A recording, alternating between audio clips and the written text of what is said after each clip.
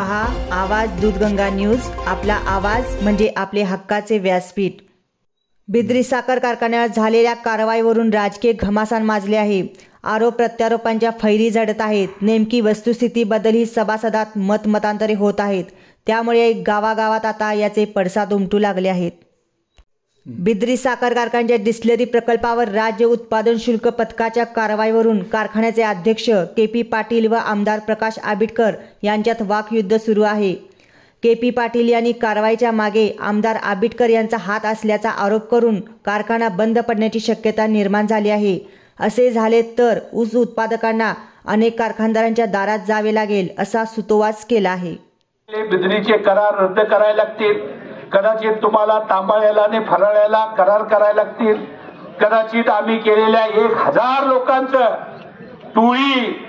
टोळ्या केलेल्या ते करार रद्द करावे लागतील। एक नाही अनंत अडचणी आपल्या समोर येतील।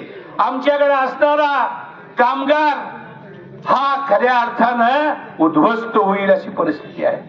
आमदार आबिटकर यांनी कारखान्यावर झालेल्या कारवाईबद्दल के.पी. पाटील हे मोर्चे काढून राजकीय इव्हेंट करत आहेत असा आरोप करून कारवाईबाबत त्रुटी दूर करा, यावर मार्ग काढण्यासाठी राजकीय इव्हेंट करण्यापेक्षा पालकमंत्री तुमचे मित्र आहेत, गरज पडली तर आम्हाला बोलवा, यातून मार्ग काढा, दिशाभूल करू नका असा आमदार आबिटकर यांनी हल्ला चढविला आहे। निर्बंध घातलेत, इथेनॉल प्रकल्पातल्या अनियमिततेबद्दल निर्बंध घातलेत, खोटं किती बोलायचं, लोकांना किती फसवायचं याची हाईट सुद्धा लोखंडे करतायत। मला विनंती करायची आहे की हे राजकीय इव्हेंट करण्यापेक्षा ज्या त्रुटी असतील त्या पूर्ण करा।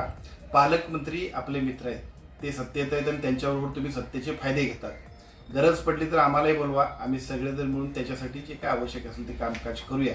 परंतु राजकीय इव्हेंट करण्याच्या नादात कारखान्याचा आणि सभासदांची सुद्धा दिशाभूल करण्याचा प्रयत्न करू नका, एवढीच माझी विनंती आहे।